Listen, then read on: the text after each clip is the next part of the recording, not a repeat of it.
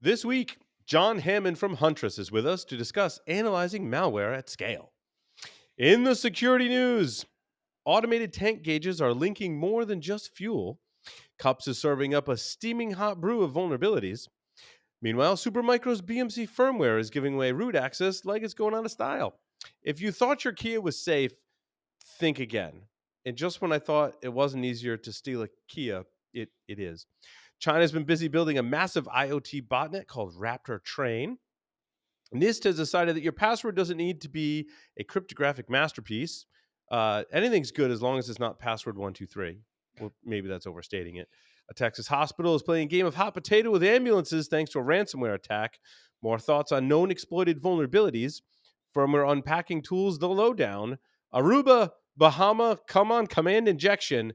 And kids changing the name of their school. All that and more on this episode of Paul's Security Weekly.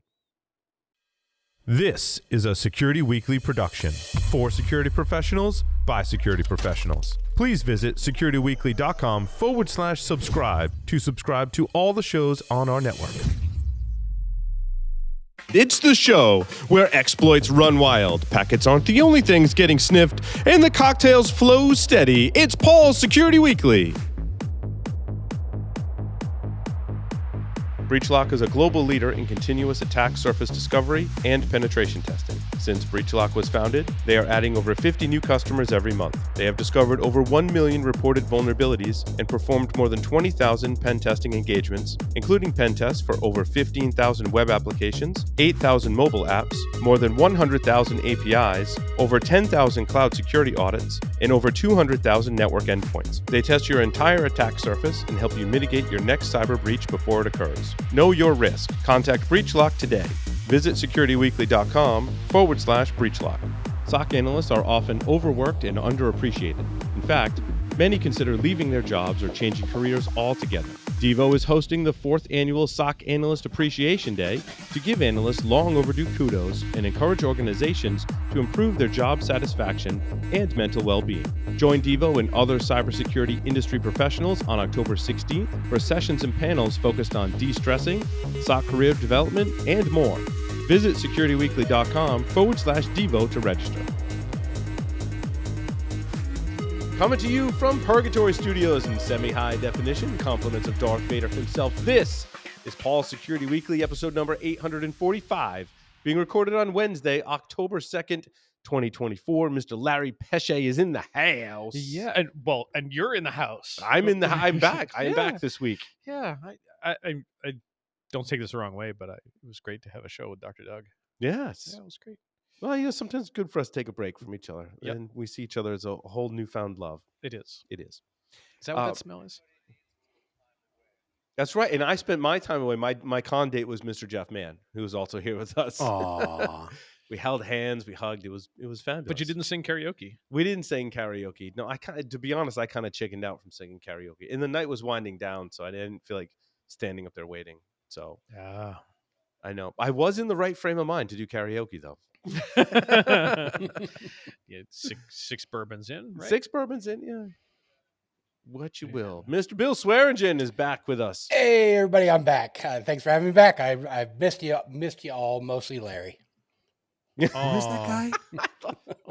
Thanks, Bill. So You're great. welcome. F you, Bill. Mr. Josh Marpet is here with us. Josh, welcome. Of course. I try to be here as much as I can. It's been a weird few weeks, though, I got to tell you. Oh, yeah.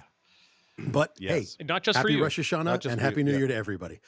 It has been a strange couple of weeks. So Mr. John Hammond is here with us. He is the senior security researcher from Huntress, and does all kinds of things on the internet in hacking and cybersecurity. And Cyber Ed Sheeran. And he's also Cyber Ed Sheeran. John, welcome to the show. Well, goodness, everyone. Thank you so much for letting me join you. It's going to be a ton of fun. Yeah, man. Your YouTube channel is epic. You've been on the show and you've talked about it, but it's going. How many subscribers do you have now? We're inching slowly but surely up to the old 2 million thing. But I guess 1.85 or some number. Yeah. But I'm just grateful. I'm just blessed and That's fortunate and appreciate all the community support. I like how he casually says that. You know, he's got a counter on his desk that shows exactly the number, right? You know that Next to happens. his bed. Yeah. Next to his bed, okay? Did, Let's be did clear. YouTube so did you got the plaques from YouTube, right? I do have the plaque. Yep, So yep, what yep. what is the number you got to get a plaque? Is it So a million? there is the silver play button, which is for 100,000 subscribers, Mhm. and there is the gold play button for 1 million subscribers. I think they have some crazy stuff like a 10 million or 100 million. I Sure. I don't know those in it, but I don't think I'll ever hit that stratosphere. If So you can have that goals. many subscribers, why do we claim to have a labor shortage in cybersecurity? Uh-oh. I don't know. But Don't tell anyone about the bots, okay? More importantly, why don't we have that many subscribers? Well, that's a loaded question. Well, we don't have John Hammond. That's why. This is right. Yeah. This Right. is what we do. We tonight. are no Ed Sheeran, so Mhm. So, John, we want to talk about malware. I think largely because we don't normally dig into malware here on the show as much as we probably should. We dig into a lot of threat research in terms of like IOCs. We dig into a lot of vulnerability research and general security research and stuff like that. We don't dig in and like look at malware, but you do a lot of that for your job and your YouTube channel, correct? I try to. Hey, I do my best. I feel like there's a wide range. There's obviously kind of the more run-of-the-mill. I don't want to say script kiddie because I know that's a certain loaded term in some spots. But Sure. we tend to see some things that's just another stupid crypto miner, or it's Mhm. ransomware again. But when we get to some more shady tradecraft, a little bit more technical stuff with a couple extra tricks, that's pretty cool to dig into. Nice.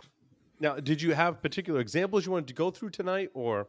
Well, I'd love to, I don't know, chat a little bit about some of the fun stuff that we'd seen previously with taking advantage of maybe some of the living off the land resources and maybe expanding that out to just uncommon ones that aren't Mm. strictly living off the land, but usually trusted software. And then I think it might be fun to dance with some APT or advanced persistent threat shenanigans that we saw some time ago as well. But Yeah. goodness, it's a laundry list. I don't know. However we're feeling, I'd love to let Let's, you help steer the show. Well, let's dig into it. Wherever you want to start, man. Cool. Well, if I may, one real sweet case that we kind of wanted to get out in front of some time ago was with APT 32. And I guess there are a whole lot of different names, as you tend to see across the industry, with everyone wanting to put their own branding and Yeah. whatever name tag on whatever adversary. which kind of bear is this one? Yeah, This is Fancy, apparently fancy dancing, smelly. Microsoft's the animals. Mandiant is the APT numbers. Is that? I don't remember. And we have storms, correct? Storm clouds? Yeah, I don't- Storm is one of them. Thunder. Yeah. I always get it. There was an article that summarized them. Anyway, continue on. It's APT a cozy apparently- and rainbow bear thing, whatever. Yeah. And, like and they're- apparently we have what now trains, based on our intro. Yeah, there was a train thing. Raptor train, or is it just Right. ra- And weather is typhoon, but then they usually qualify that with a term before typhoon because I guess there's only so many types of. Anyway, sorry, John. we're This is stealing not. your- This we're is stealing not. your This thunder. is not the technical content our listeners No. should. No, by no means. Hey, we're here to have fun. Yes. But look, this, at least with probably the most common name, I think, was Ocean Lotus. And they've made some waves before. A lot of folks have been kind of chatting and tracking them, Oh, I but see what we you did got to there. see them with a couple. Well, honestly, look, we try to start sort of from the end of the cyber kill chain and work backwards, or at least for the sake of detection, and then we can have the prevention conversations. So we like to look for and dig down for their implants, the footholds, the persistence mechanism that at least really gives like, oh, the smoking gun at the crime scene, there's definitively bad stuff here. That really helps you find a lot because even if it's small, stupid stuff like a scheduled task or services or just auto runs, well, it's still got to happen some way, somehow. We got a couple other clever WMI like event consumers and subscription events in there.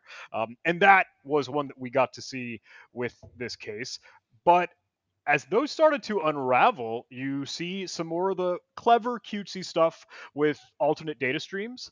And I'm Cool. not sure if folks are all too familiar, maybe those tuning in, but a lot of the Windows files and like their NTFS metadata will let you actually cram in more data into a file, but the file itself isn't really changed, like That's the like a hash and super. signature isn't That's there. like a super old technique too. It It's is, really. it It's is. fascinating to hear you already, John, talk about this stuff because it's an indicator that tried and true is winning the race, not necessarily new and fancy, which is oftentimes what we're talking about is a new fancy hotness, right, on this show. But Yeah. stuff like alternate data streams, man, I remember John Strand presenting about that more than 10 years ago, and it wasn't even new when John was presenting about it, right? I feel like it's always a hard line to walk because, look, I'd love to come on and tell you about the coolest, most elite, sexy, new, sophisticated stuff, but it's still oftentimes stuff we have been talking about and has known existence for like decades. So But it John, still works. yeah, so I do IR as part of my my daily routine, and that's the same feedback I give. I'm seeing the same stuff, the same old tricks, the same things. Not everything is works. is the ultra hotness. It's just the same old thing that because it works. And I know it's easy to. Oh, sorry. No, go ahead. I was saying I know it's kind of easy to scoff at some of them because we see another like HTA file or JScript or Visual Basic Script, and people are saying like, oh no, that's old hat. It's supposed to be deprecated, but like it's still just about everywhere. And yeah, that was one that we did get to see pulled through here. Same thing with batch scripting, all the usual typical tricks for code execution on that Windows endpoint. So what's interesting about like the alternate data streams, and so like and it sounds like most of us have at least heard of it, right? As you introduced it, I saw a lot of recognition across the host here. But so like the problem is, so Paul specifically is if you're not looking for that, you don't see it, right? And everybody keeps thinking, well, this is old hat and all those, but that is a very, very clever, very easy way to disguise like the storage of files and if you're not looking for it, you can completely miss it, right? So I think it's awesome. Are there sorry. I was going to ask if there are EDR tools that look for that kind of thing, or is it kind of mixed coverage, or is the answer you have to tune it to be able to detect some of these What a things, softball question. Oh, if I may, I might kick it to you, Bill. What do you think? What's your hot take? Because I would say it varies, but you might help color the picture a little bit better. Yeah, actually, I don't know the answer to that question, right? So, so it's a softball question you don't know the answer to, huh, Bill? well, hey, I don't work for an EDR company, so I thought Huntress Huntress is not an EDR company. You're more of an MSP. Is that true? No. Or you have your own EDR kind of style product, John? Oh, absolutely. I'd be so bold as to say, hey, yeah, that managed security platform with the EDR in the mix. Hey, looking at process execution, taking a look at network traffic, all detections, and now some cool security awareness training and MDR for Microsoft 365. But fun to build things out. And look, without a doubt, we are going to, trigger, flag, try to track down a lot of those alternate data streams. Same with these persistence mechanisms and more that we can keep diving into. But I mean, persistence mechanisms was where you started. Huntress started as startup files, basically, as what's starting up in your computer that you don't know about. I remember when Kyle came out of Mach 37, that's where he started with. So that's where you grew up, if you will. And that idea of the alternate data stream, the persistence mechanism, the how do I get data across a reboot, across a boundary, a life boundary, if you will, whether it's a temporary life of a reboot or into the NVRAM of a network device or whatever. That was like his raison d'etre, And from there, you've just grown immensely into a lot of different arenas, if you will. Well, thank you. Hey, it's a labor of love. We're having a whole lot of fun with it. But if we were to keep cruising, look, I know we started to put the puzzle pieces together with just those small, simple scripting language stagers. Eventually, we'll get to more of the actual binaries and executables that it's putting together here. And the stuff that it leverages in this APT32 Ocean Lotus attack chain really is kind of some cool usage of DLL side loading. And again, I'm sure I'll get plenty of nods from folks listening in. Like, yep. Definitely not a new technique. Right? But APT, supposed to be this big, flashy, advanced persistent threat.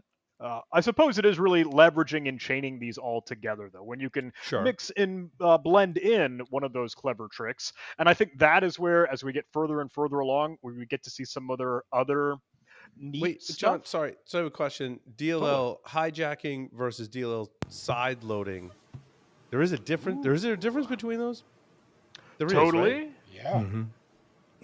And I'd love to see where you kind of draw the line. I'm thinking side loading where, it would naturally load these amount of libraries and code snippets that a program would use. And if you had one placed in either the same folder or directory or Right. further down in the search path before a real one, or if it didn't exist in the first place, then hey, your code gets to be executed through that process. But that doesn't sound exactly like hijacking. I'll let one of you tune in. Yeah, I'll jump in. So maybe, go ahead. yeah, that's a good. So as you just defined it, John, that's exactly how I would have defined DLL Good. side loading, right? So, Side loading. Yep. so maybe hijacking something different, or maybe it's the same. Who knows? Like, but that's exactly how I would have described I'm that. going as well. way back in my database of Windows attack. I almost feel techniques that like I haven't thought about hijacking. in some time. I almost feel like hijacking is leveraging, existing DLLs, Yes. with functions or whatever yeah. that you need, more like a ROP type something. I'm not sure. Yes, but, I think yeah. it was in the exploitation, memory corruption kind of phase Mhm. deal. Exactly. Yeah, I don't think John's used to like not being in charge. Like, we keep interrupting him. Like, no, we're going to talk about our stuff for a little bit. Sorry, I John. am he's gonna- enjoying not being the only one talking. I'm usually for once. doing just- the we dance just keep- solo. So. We just keep side loading and hijacking it. Well, I would like to hijack and ask a side loading question. Sure. Not really. I'm just curious. We're talking about known, not new or sexy techniques. And I know we talk a lot about CVEs when we're all around over the last however many months. Do techniques themselves get classified with criticality in any way, shape, or form? Ooh. That's a great question. So- Go Like ahead, a John. categorization of a technique, not a specific embodiment of the technique in a CVE, in a specific attack. But here are the categories of techniques, like SQL injection is a type of technique. Well, and- just even the ones that we've been talking about just now, the DLL hijacking. Is that written down anywhere? Is this something to look out for? Yeah. MITRE attack framework would Maybe. classify that. Yes, sir. Yeah, if I were to take a stab at it, and I'm sorry, I know we're all want to jump at the bit here, but I think that MITRE attack framework is certainly really like the common standard language of how we can talk about the threats, the tradecraft, and the techniques. I know that folks tend to say TTPs, tactics, Mhm. techniques, and procedures, but that helps us really codify. What groups do what's their style, what's their flair, and like their hacking handwriting, so to speak. But absolutely, without a doubt, I think that's the Bible, and the good resource for that is MITRE and their attack framework. They've done so much more now. They've got defend, they've got engage. Mhm. Really cool to bring it beyond just that offensive security, but more that's out there. Sweet. What else you seeing out there, John? Yeah, so I'll finish drawing the picture with this one because as we kind of keep cruising through the payloads, trying to unravel, investigate, I know I got up to the DLL side loading. Okay, so what the heck are they going to side load? Well, look, oftentimes if they can smuggle in a payload, either abusing what would have been a legitimate, signed, trusted program to start the execution, their payload can be the sketchy stuff. But they've got to try to avoid that being detected and flagged on its own. So it's probably pretty common. You'll tend to see, the real malware, the detonators there are encrypted. And they'll try to on the fly decrypt them and to finally load whatever they would. But APT32, Ocean Lotus, and these folks here do something a little sneaky. And it's weird because I think a lot of them folks, especially coming from the capture the flag background, as we're learning, as we're trying to get sharper, learn a lot of the cybersecurity stuff, we tend to like groan and roll our eyes when people mention steganography. And how, you hide some silly stuff like a flag or secret or key or totally malicious payload and like the least bits of the pixels of an image or some of the silly other tracks in an audio file. But that's exactly what APT32 does. They've got their own custom little algorithm and implementation to hide more damage in just what look like teeny tiny innocent pictures. But what do you That's pretty think? Is neat. that cool? Is that neat? Or is that just like, oh, sure, whatever, I mean, I thought APT32 was pretty lame right up to this point. Now I think like, and I don't know if it's the actual authors or if they just acquired this technology, right? Because a lot of it is like Lego building blocks for these Totally. threat actors, and I have not seen steganography used in this. Is this common, John, or is this something that's kind of like a rare find? Oh, it's weird. I would honestly go out on a limb and say it is rare. I would too. Which In this feels context, strange right? to me. Yeah, in this context, because Yeah. again, if I'm doing I don't know, Hacker Jeopardy 101 little small CTF challenge and I got to do some LSB stego, it's stupid. This is dumb. But trying to hide a real payload and from prying eyes, hey, you know what? That may very well work. Yeah, I think so. I don't think it's lame or cool, or it's novel, right? Like, so it's a new way of, like, hey, let's give this a shot, right? Like that's the way that I read that, and probably was pretty difficult to detect and like decode and research, right? It probably, you guys probably spent a lot of time with the research on that, right? And that was the goal. Right? Yeah. I have another sideload question. You mentioned these packages, ransomware, I forget what you call them, the detonators, come encrypted and they try to decrypt them. That piqued my interest. What kind of encryption are they actually typically using? And if there's a key involved, how do they get the key there? Yeah. And why doesn't everybody have it and then be able to defuse the bomb? Totally. And forgive me, I know the silly analogies, but I don't know, trying to make it some more lingo and language for folks that aren't too in the weeds and the technical stuff might carry along with. But no, you're totally right. Look, if we're doing some cryptography to decrypt some data, it would make sense for us to do like asymmetric cryptography. And that's what exactly the threat actors will do with the public or private key. And that is going to come from the comms and communication with one external resource, with I don't want to say command and control server, C2 as we might call it, because normally that's for tasking, but at least some external endpoint that the hacker controls and updates and can manage, so they could on the fly at whim totally switch or swap out whatever responses might be. And with that, okay, now a private or public key could be different for ever next payload or next victim or the next thing that they target. It's just something that isn't going to be part of the implant and the actual malware on the endpoint itself, but they've got a little bit more flexibility with their own hosted infrastructure.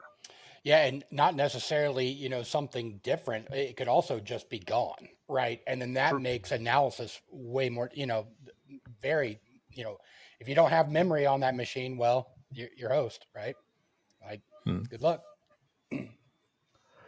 Well, wrapping it up here with a bow, if I may, obviously, and I know we might groan and roll our eyes again. Hey, those final payloads are just going to be Cobalt Strike, just going to be post-exploitation things to make that access. I know, but if I may, hey, they were just sitting around, sniffing, lurking, trying to see what they could see, survey the scenes for 4 years, because nothing else kind of caught it. Nothing else kind of saw them. They were trialing with us when we got to dig into it. And I think the only thing that tripped us off, truth be told, is that, they'd run the occasional, discovery or enumeration commands. Once again, the stupid, dumb, who am I equivalent, or NL tests to see what in the Active Directory, what groups are available, what machines are out there. And that's just what every hacker has to do doing their homework. But that is absolutely something we want to be able to sound the alarm bells for and flag and raise awareness on. Look, that's the stupid, suspicious, system administrator commands, but it's worth some human eyes digging into it and seeing, where's that really coming from and why is that happening? Do you flag the single ping? Ooh. Yes, no? No, you don't. I mean, so you don't. But so Jeff, to that point. So I gave a talk once, and it was called the greatest gift, right? And so I think that people have the wrong idea about what hacking is, and I'll give you a perfect example. I'll give you a perfect example. So I hear this all the time. The attacker only has to be right once, right? I hear that all the time, and I hate it, man. I want to punch that dude. I want to punch him when they say that, because what really happens is the attacker is wrong 100 times before they're right. Right. So they only have to Once. they fail 100 times before they succeed. Right. And so as Mhm. defenders, it's our job to detect one of those hundreds of failures, right, before Right. they succeed that one time, right? So that one ping, man, I'm not gonna, like, nobody's gonna fault you for missing that one ping, right? But what they're gonna fail you for is when they start enumerating your domains, right? You know, when you have hundreds of anonymous SMB at, attempts, right? Like, those are the things. Those are the things that we need to be looking for. We need to be looking for the failures before the success, right? Bill, have you ever seen this thing called the internet? I have. You're going to I'm get that every day on every IP address. Let's be clear. Well, not necessarily, right? So, like, Want like, to bet?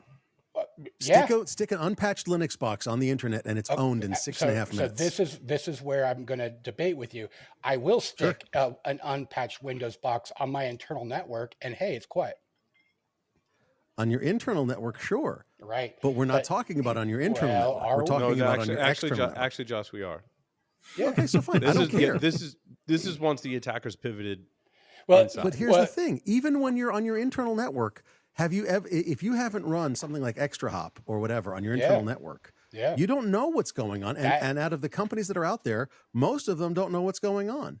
John, let me ask you a question: how many companies that you've walked into have any idea of the traffic on their internal network? Whether it's legit traffic, bullshit traffic, malicious traffic, stupid traffic because somebody screwed up setting up a router. None of the above. Some of the above. Like a maybe single digit percent, I guess. 10, maybe. No. So, Bill, as an aspiration, I get your point. Don't get me wrong. Sure. As an aspiration, we should be doing these things. Does that make sense? What I'm saying, Bill? But we are doing these things. I will laugh at you. No offense, man. So no, and man, you know how I am. I don't take any offense whatsoever. But I do think that when we start looking at, regardless of what the name brand of our MDR or our network, our NDR, they should be looking for those clues, right? So it is not normal, right? Should be. Yes. Yeah. But absolutely. Bill, hackers only have to be right once. Well, Jeff, here we go, buddy. May I dance with that for a little bit? Go for it, brother. Yeah, I know Bill has got that thought, and I like wanted to put that on the table.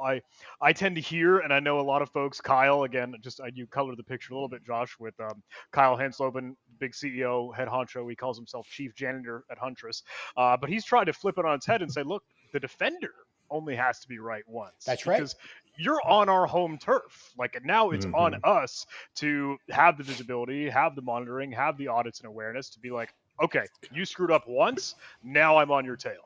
And again, not always in place, but what we certainly want to strive for. Yeah. So John, that was actually the end of my talk there, right? Is that we only have to be right once, right? And it's up to us to be looking for those failures, right? So Josh, your point is apropos. I get it. I understand. But the way, have anybody, like, on a pen test, like on any kind of like real, like, red team assessment, do you succeed right away, or do you get the shit beat out of you, for days and days and days, and then all of a sudden at 4:58 p.m. got it, right? A little bit of both. Right, yeah, right, yeah, you get it, right, but you failed a ton, right? And so your point, Josh, is like, so did the network administrator see all that stuff? Did the security team see the alerts? Did the network administrator see the weird traffic, right? Like, that's up to us to be, as defenders, to build those detections, right? Build those traps so that we can catch them, right? And let me rephrase the question to John a little bit. Given all the clients you have, assuming they have network administrators of some ilk, how many of them are relying so much on some sort of technology, automation, security solution to do all that stuff we've just been talking about, and they're really just waiting for the alert? Do they do anything with the alert notwithstanding? Now, I get it's harder to do these days, but when I was first starting out in this business 30 some odd years ago, I met network administrators that actually did know their network and did understand the traffic flows. And they were very diligent about what was normal and what wasn't, and they tended to be the more secure networks. Jeff, But- that's because your networks were made out of string and paper cups. Let's be honest. Well, yeah, and it was all dial-up. I get that. But the point being, there's so much more traffic these days. No humans can see it all. But I still have to believe, even with all the technologies that are out there monitoring that they do or don't have, I still have to believe that there's people that get that gut feeling like, yeah, something's not right, and it may or may not be in an alert. At least that's what I would hope to find. Yeah, I'll sprinkle in just a bit of nuance, if I may, because Sure. for day job, right, I'm over at Huntress, and our partners are managed service providers. A lot of the shops that help service like small, maybe mom and pop shops, maybe just, I don't know, dental offices, maybe just law firms, hospitals here and there, schools, whatever. So they say this cheesy, the 99%, but it is genuinely the folks that are really trying to run their business, and that's their operations that comes first and foremost. So security is kind of something like, we gotta check the box for. So without a doubt, it is more often, can I buy the solution? Can I get this thing just so it's done and off the list, and I can get back to doing the real work that I need to do? But that means, you're totally right, it's an automated machine solution that could totally miss. It might just be sleeping on the job. When we try to come to light and we say, look, we'd like to be doing more of that security operations center work, managed work, so that we can help hunt for this stuff. You don't have to. I know you're busy, but I think that's ideal state is, hey, someone else going beyond the dashboard, because I know not everyone can. So what I'm hearing is the reality is, to Bill's point, the good guys, the defenders, they're not going to be right once. Well, they will be right once, right? So, hopefully, right? Maybe. And the problem gets worse as you get bigger, right? Because your networks become much more complicated. They become higher throughput. There's a lot of different data flows, those kind of things, right? So, but what network? We're in the cloud. That's right. Yeah, zero trust. Well, yeah. I mean, it's more of a mixture today. That's where my brain was going, that a lot of us work remotely. A lot of our applications and workloads are in the cloud. It still doesn't change a lot of what we're talking about, right? You still have to monitor what's happening on your various endpoints and your assets, so to speak. And, I think the remote work alleviates or removes some of that network component, which I feel is so valuable. Jen, you were explaining APT32's attack, and I'm like, at some point, packets have to traverse the network. And those are observable things, whether you can at this point in time or not observe them. If you have the right stuff in the right places, you can totally observe that. And at some point, something has to traverse the network. So they can use steganography to hide their payloads on the host. But at some point, they have to communicate on the network. And I don't want to lose sight of that. And it might take different shapes and forms in today's modern architectures, but we still need that level of visibility. Yeah, look for an SSH connection over port 80, outbound. Right, yeah. 8080, come on now. Right, yeah. Because nobody would think to use a high port. Yeah. Security obscurity, change the RDP default port 3388. I don't know. Yeah. Whoa. Yeah. Yeah. So hey, John, go ahead, Bill. Paul, I'll go after you. No, I was just going to say we rounded out APT32 and move on to the next thing. But Bill, if you had something, yeah, actually, I was gonna really talk about your YouTube channel. So earlier we were talking about your numbers, those kind of things, and I just wanted to give you some feedback on why I think you're doing so well. So I have been a subscriber of yours for probably not since the beginning, but probably about a year or so. I've been a subscriber, and I got to tell you, the reason why you're doing so well is your content is easily approachable, but also something that somebody like me who's been in this business since I'm probably twice your age. I've been in a long time. That I still like. Whoa! I want to see that technique. I want to do it. So I've done some of your the virtual machine courses that you've put online. The challenges, those kind of things. They're brilliant. And what I really like about your channel is You're talking about real techniques. You are very, and like I know your background and everything, but you present it in a way that's easy to understand, but it doesn't feel newbie to me. Like, so when I take a look at some of your competitors, I'm not going to name, right? So like YouTube channel competitors, right? Mm. They're not made for me, right? They're not made for me. Like, I don't need to know, like, I don't want to watch 45 minutes of setting up a Raspberry Pi. I already got all that, right? Like, and that's something that you do really, really well. And I just wanted to make sure that I got that in on this interview. I tell you, man, like, you're crushing it. I just want love to your say, channel. I heard Bill say he's followed John's channel for a long time. He's looked at the competitors and he knows your background and he's a big fan. I think by fan, he means stalker. And I just want to throw that out there. Yeah, to for just sure. Be careful. I also have your Bill, address John. and your It was cell like- phone number, right? Yeah. So, yeah. So I'll see you at If you see DEF CON, Bill's right? head Yeah. poking above the window Yeah. in your house, Yeah. like, hey, Yeah. John, Yeah. I'm watching your What channel hotel through are the you staying window. at? Yeah, I'm watching you. Yeah. When I said I've been watching you, I didn't mean on YouTube. Yeah. Yeah, right. Hey, just for giggles, what is your YouTube channel called? Hey, it's just my name, John Hammond, and you'll find my stupid, ugly mug, the silly red hair, and hopefully, I'm a walking dox, I think. Does it alias to Cyber Ed Sheeran? So no, if I may, I gotta protect myself here, or try to. Andy Piazza is the gentleman and rock star that made that sticker, but I had nothing to do with it. If I Yeah, we don't need ninja lawyers. I'm still saving coming it from for you to Rose. autograph it the next time I see you. Well, it's very sweet. No, and thank you so much, Bill. I think my only goal is that, look, I do want to show the real thing. So I Yeah. hope it's just like a demo every single time. Look, it's a showcase, it's a demo. You get to see it real on the screen, like you're watching over the shoulder a coworker, whatever. But I know it's very, very easy to talk about InfoSec and talk about security. But no, I want to pull back the curtain and let folks know, like, this is what it looks like, actually. Well, and there's a lot of people that need to see the basics. That's Right. why I ask stupid, pedantic questions all the time, because I don't assume that everybody listening knows all the stuff that we do. And I think most people appreciate sometimes breaking it down. And if they already know something, I'm sure they can skip to the next video. Yeah. So With the all one that that really, said, Paul, I was gonna say, let's jump off the cliff here, and what's next on more of your, I don't know, UFI rootkit bootloader exploits and other hacks? Yeah, so that's a great question, and I don't want to.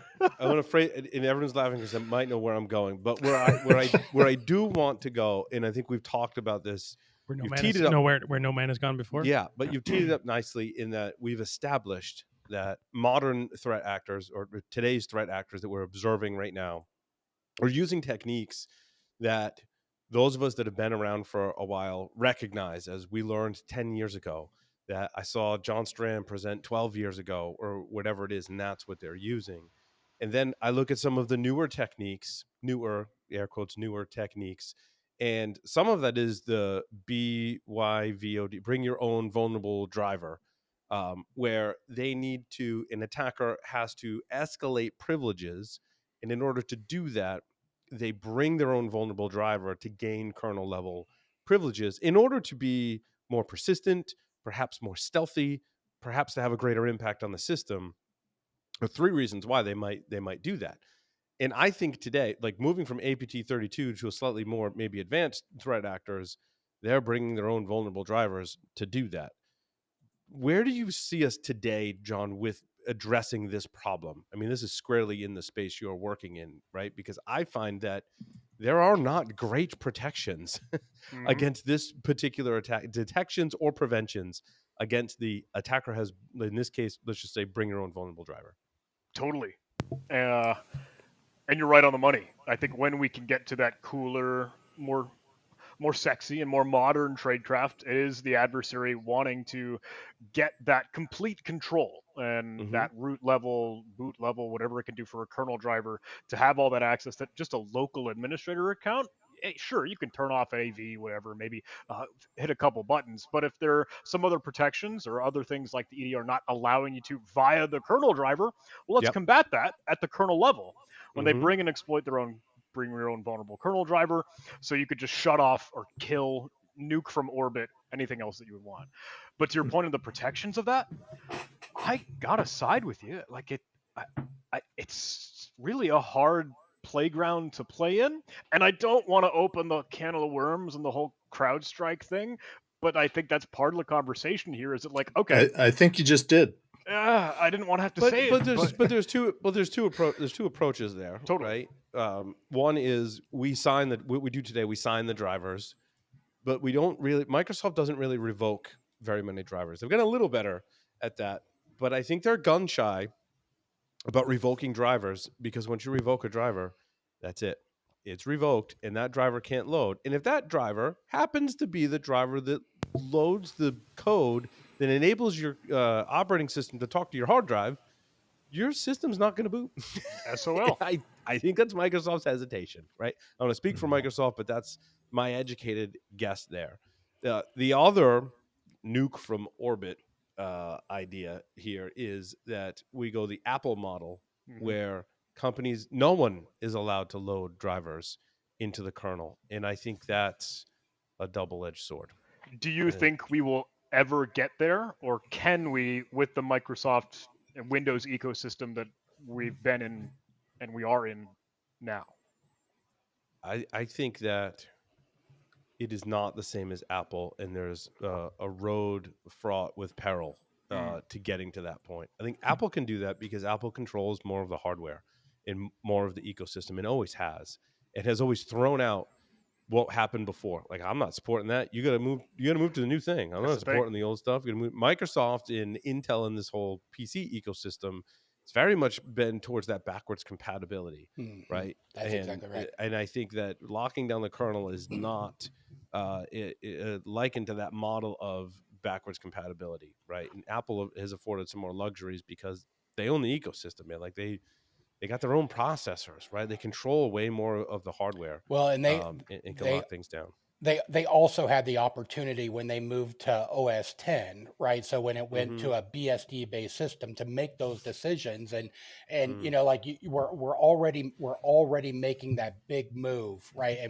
And there is no backwards compatibility, right? That it doesn't exist, because we're completely changing architectures and, you know, and all of that. Right. And I think Microsoft, you know, the issue with Microsoft is that backwards compatibility. You nailed it on the head, Paul. Is like, you know, so they still got to worry about, you know, grandma's mouse or whatever that you know, that she's had for 40 years, you know, that still works, right? They've got that problem, right?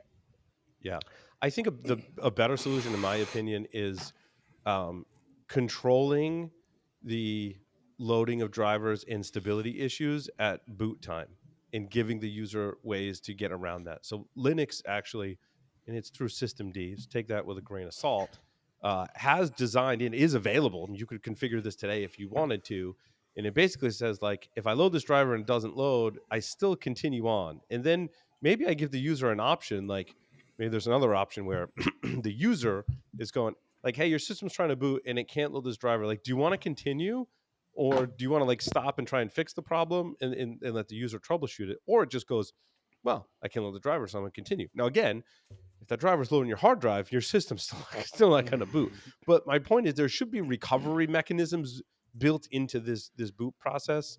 And other operating systems, I believe, even like some Unix, other mainframe, other operating system architectures handle this way better than does Windows today. Hence the CrowdStrike issue. Yeah, I don't want to sound like glass half empty pessimist here, but I think we might be kind of too far gone. Or at the very least, you mentioned that it's a road of peril to try to work backwards to that. Well, so there needs to be play, some add-on, right? There has to be an add-on then, right? So We're not going to fundamentally fix the issue. We're going to glob something onto Windows to go, we got to protect this driver space, right, in kernel space better than we do today. I don't know. If I knew the answer, I would already have a startup that was working on it, I guess. Yeah, we'd be out of here, right? We wouldn't be doing this show. So I'll play the glass half full person, right? So I, you know, like regardless, I think the CrowdStrike thing showed a lot of companies a lot of things, right? So it, you know, it was devastating, but you know, I think that you know, that every EDR company, you know, who's in that race to, to get their code running first, right? Understood. Hey, we really need to at least have people in that testing environment, right?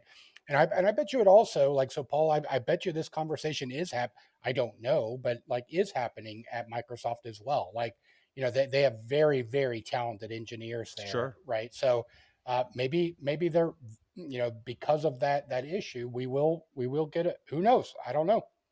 But at least it's exposed, and at least it's a conversation that's occurring right now, right? It's not just happening here, for sure. So, John, do you see? Have you looked at malware that is doing the loading the driver thing, and largely Yes. is the goal to get around EDR or blind EDR in some way? Absolutely, yes. Yeah. And again, that is infrequent, that is rare, but it's like, oh wow, cool, they did the thing. So even that, so that's interesting. Even that is rare. That's it. That's really interesting. Yeah, I thought it was more commonplace because again, that's what I'm paying attention to. And right? I sometimes I feel like bad and embarrassed to go on and go to the show and be like, look, guys, no, but they're spraying and praying. They're doing the low hanging fruit. They're genuinely looking for that RDP open exposed to the internet. Yeah. Like that crap's still there. Right. So sorry, just to temper the expectations and all, but when we see the sweet stuff about that bring your own vulnerable driver, it is just about always, even then with like a GitHub repo that's forked or cloned of like, oh, EDR killer or AU kill or some silly thing that will EDR kill is the popular one, right? Yeah. And you see it's just one IO control, like one ioctl sent to the driver, and okay, sweet, here's the function, kill it. Which isn't super duper hard. It's just kind of, hey, yeah, can we have something to combat that in kernel space? Which is why a lot of EDR providers, us included, are playing in that pool. We're sitting at that low level, but with that comes risk, with that comes that fragility, and I think that backwards compatibility is really the crux of the problem, seeing how these foundation could be fragile, I guess. So I'm going to go out on a limb here and just say, sorry, Paul. No, go ahead. But so John, I think we as an industry need to, like, so something you just said just really like stuck out for me. Like, you feel embarrassed about saying like, like I'm not bringing the awesome stuff. We need to stop that. We need to stop feeling embarrassed about that. Cause I've said the same thing. Like people will ask me, Bill, what are you seeing out there? And I'm saying, I'm seeing junk. Every single case is the exact same thing, right? I see, like, how many times, right? Like, how many times can I say that, like, hey, if you have Splashtop installed on every computer and you don't use Splashtop, hey, you might have a bad guy on your computer, right? Like, it really does come back to like we've got to. How did they get in? Let me tell you, I don't even need to look. I don't even need to look at your network. It was RDP or a VPN server. I don't even need to look. Just I already know. Like how'd you know? Bill, how'd you know? Right, I'll write the report before I even get on site. Like the bad guys got in through a VPN server. Why do you need to write the report? Don't you have these canned already? Right, seriously, template. Well, I got to change the IP address, right? Of the VPN server, right? But AI can do that for you. There you go. I had a friend that years ago when SharePoint was just coming out, he had canned reports for SharePoint. He'd walk in, go, do you have SharePoint? Yeah. Okay, hang on. Fix this, and then I'll come back. Yeah. Mm-hmm. Speaking of coming back, you should know, John, that we've in your honor, we have done something. Mr. Marpet comes bearing gifts. If you open up a browser window and go to cyberedsheeran.com. Oh my God. All right, let me get a quick virtual machine and proxy.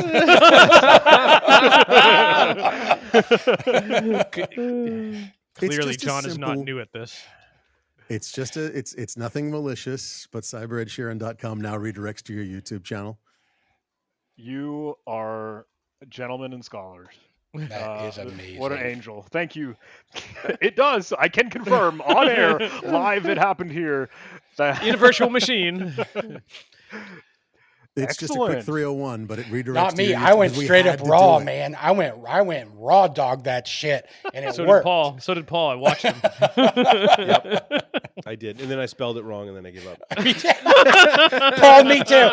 Me too. I had to Google Ed Sheeran's name to figure out how to spell it. That's so funny. It's on the sticker. Yeah. Well, what a treat. Thank you all, gentlemen. It's 2 E's. We had to do it. I mean, we don't do that for just anybody. Seriously. That's awesome. Don't worry, I'll hit you up to sponsor B-Sides Delaware in a day or two. No big deal. Excellent. All right, cool. Oh. No, in all seriousness, I'm really curious. You've been reporting on so many different hacks and cracks and all sorts of interesting news stories. You've talked about everything from beginner stories like how to protect yourself to all the way up to APT. Oh my God, here's what you should be doing: is drop everything and run for the console right now type stuff. Okay, I kind of want to get an overview. Like, what do you see? We were just very glum and big glass half empty a few minutes ago. But what do you honestly see for industry professionals over the next few years? Ooh. Well, hold on. Can I rephrase that question slightly? Sure. So, John, what do you see? We've established that attackers are using older techniques, stuff that we know about. How do we enable professionals today to close down this stuff and push attackers to different areas, right? Because it seems like this is stuff we know about. We know how to fix it, but people aren't doing it. How do we compel people to do these things that make it much harder for attackers? Ooh. Okay. You don't. Next question. Well, let me try. It's probably Well, that was glass half empty. probably a crappy answer, but I think the real reason why you hear all of us screaming and shouting the same stupid stuff, like don't plug in USB drives, don't click on links in your email, use multi-fabrication everywhere, password manager, blah blah blah, update antivirus, use patch signatures. Like that's it. That's why we keep screaming and shouting about it, so that stupid stuff doesn't happen. The old deprecated things will at least have the windows boarded up, the doors locked, and that defense in depth, cheesy buzzword. But look, okay, I don't know if that helps appease your question there, Paul. But it's like, where do we go next then? What follows? Where the threat actors and adversaries going to go after this? And then No, to I guess Josh's I'm more question- interested right now. I'm more interested in what defenders do, and I think just hearing you talk, John, makes me think that maybe things need to be more secure by default. And Yep. I think the huge Yeah. security wins that we've had in our industry are largely things that were forced upon, like Microsoft Update. They forced us to start installing those patches, right? And so they're in revoking certificates, like that gets forced upon you. Like the only way we're going to get better and make other people's systems more resilient is to actually just force them to do it, right? Can I tell you a lightning fast case study to hopefully tie that please together? do. So, recent investigation just a couple weeks ago over the weekend, we saw a handful of Microsoft SQL servers just suddenly compromised, exploited, running XP CMD shell to like, stage system level commands, bad news bears, across different hosts, across different orgs, across different accounts. And we're like, what's going on? This is bad. Turns out, speed running through the story, it was a vendor that bundles and wraps in some of the SQL database capability, but stages it with a default password. And all of these organizations, all the different businesses and companies, had not changed the default password that just happened to be software name number, right? So again, we could all point fingers and blame the user, say you should have changed the default creds, just like any product you buy off the shelf. But we could also hold even the suppliers and vendors accountable, saying like, look, we probably could change to a more secure defaults where that isn't part of the attack surface. Some random thing, something. Side loader rant. Please. I agree with you, but we've been joking about password 123, vendor name 1. That's been through the whole episode, and yet every single conference I go to, attached to our Wi-Fi now, conference name 123, conference name 2024. We don't practice what we're preaching, people. Why not have of course, forget the complexity, and we're going to talk about the NIST article, which I think is fascinating in terms of them dropping password complexity because it forces weak passwords. But we don't teach people how to pick a strong password when we need to have a password, and not everything can be passwordless. Like Don't include These things me that in get that. loaded out there. Don't include me in that we there, Jeff, because I Bill, you am. only have to have a good password once. Nice. That's awesome. But I take the time and train people on what is a good password, right? So like we as humans have done a terrible job, and it's up to us to change that story. But we don't model, we don't practice what we preach.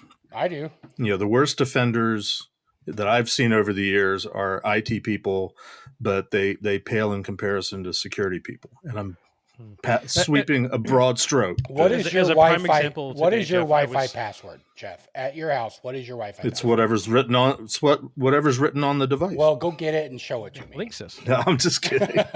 Jeff, as a prime example of that, Mhm. I was submitting to conference talk to RSA today, and they're using a new system where you have to create a new account to log in.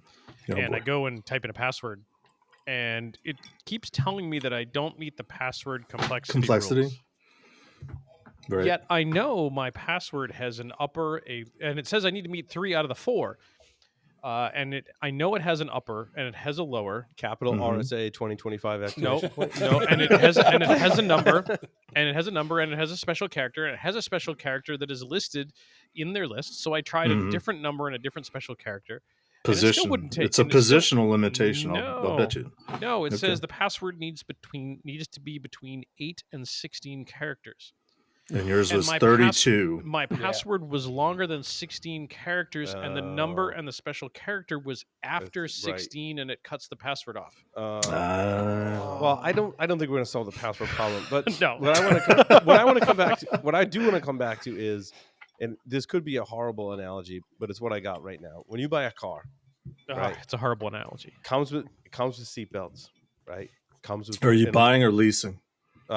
Doesn't matter. It's Okay, my just check. vehicle, whether I'm buying it, whether I'm leasing it or not. Whether I'm buying it or leasing it, it comes What with kind a of seatbelt. car? It comes with an airbag. If right? you're leasing, it's not your responsibility, though, right? Wait. Just let me finish. It comes. It comes with an alarm, right? It comes with safety and security. It comes with features. an airbag and an alarm, so it comes with a wife and a girlfriend. right. Hey. And so I know what that's safety about. features.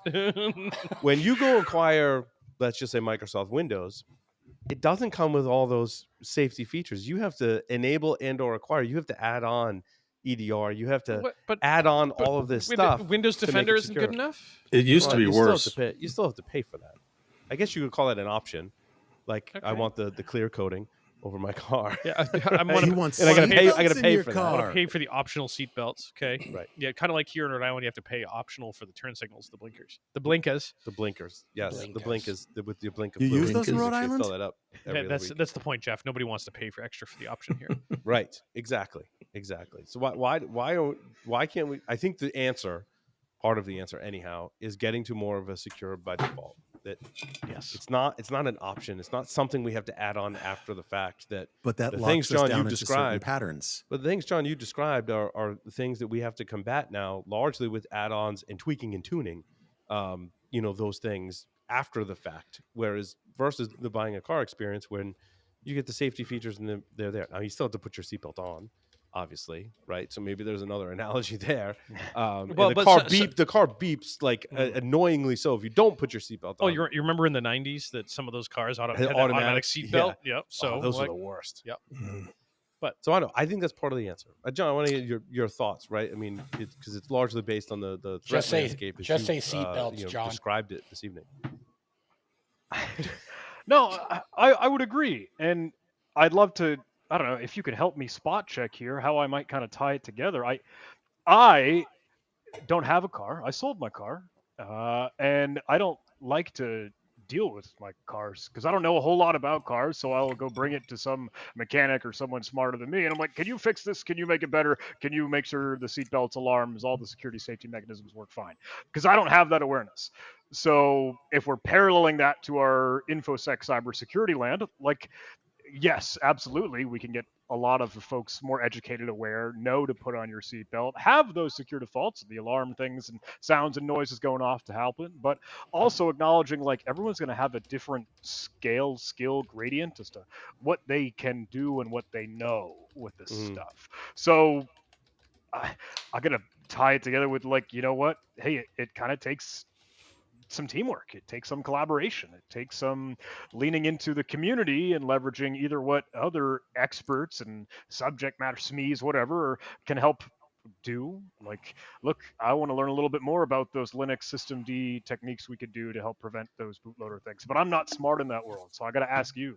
We can keep sharing that knowledge and get us all smarter and more secure together, I think. I think to I think pile that- on what Paul said, Go ahead, Jeff. the problem is compounded by most consumers, and I use that term, to speak to the collective wherever we are in the ecosystem. Most people that I deal with believe that what they're using is already secure, Mm. and Because they're used to buying a car that comes with all the safety features already built in. Perhaps, but I mean, in the early days, it was You're all right. plug and play and everything was enabled by default. And I think we've come a long way from those days, maybe not far enough, but when they started locking stuff down or decided they couldn't because they still want to sell it and have happy customers that have, bought it and will recommend it to their friends and so on and so forth. That's when we came up with, benchmarks and hardening guidelines and Mhm. they're problematic because they don't assume that you know what you're doing and you know what it is that you have. But most people just want that little checklist. Tell us what to turn on and turn off. Don't make me think about it. To be And honest. we But haven't why not solved do it by that default? problem I mean, I'd still argue that the greatest because people security- wouldn't buy it. They'd go out and buy something else that works right but out they of the still box. do. When you get Microsoft Windows today, correct me if I'm wrong, auto Mhm. updates are turned on by default, and that wasn't always the case. Defender too. And the firewall, Windows local firewalls turned on by default. Isn't that Defender wasn't turned always on by default? Yeah, Whatever. it absolutely and is. Defender is also turned on by default. To Yeah. me, those are the three greatest security wins that we've seen. And You it wanna- all stems from we're just going to turn it on before we ship it to you, Mhm. right? You want to know how I know it's on by default? Because I watch a John Hammond YouTube video where he's like, I'm going to show you a demo, but first we got to turn off Windows Defender. Windows Defender, Yeah. right? Don't try this at home. Yeah. And Bill, it's not John Hammond. It's Cyber Ed Sheeran to you, buddy. Oh, right. I forgot. Yeah. Please no. Yeah. That's it. It's either Ed Sheeran, I get the Seth Rogen voice, I get the John Hammond Jurassic Park jokes. Like, hey, we'll go down the list. Oh, Cyber Joe Rogan. So, Phil, John- go register Cyber it. Joe So that one's Rogan. on you, buddy. That's on me. to close this out, John, anything else you want to share with our audience? Plug or knowledge, wisdom, whatever you want, man. well, 10 seconds. Thank you so much. No, hey, we're trying to put together a cool, sweet capture the flag competition to get a little bit more hands-on practical learning exercises during this whole month of October. So if you'd ever be willing, there is a sweet little Huntress CTF that's sharing some more of that malware analysis, reverse engineering, digital forensics, incident response. Having a lot of fun with that. We got to think about like 4,000 players registered now, and it is day 2 out of the 31 in October. But please come hang out. Would love to see you join the party. Awesome. John, thank Hey, you so real much. quick, Paul. When John was on before, did he ask what's your favorite hacker movie? Did he get that question, or did he get the old question? John, Can what's we your just favorite ask him that real John, quick? what's your favorite hacker movie? Oh, good. I think I like hackers. Just Yes. Oh, top good I answer. shouldn't have That's brought the it right up. It's the right Great answer. answer. Thank you for The that. right answer. With that, we'll take a short break. Come back with the security news. John, thank you again.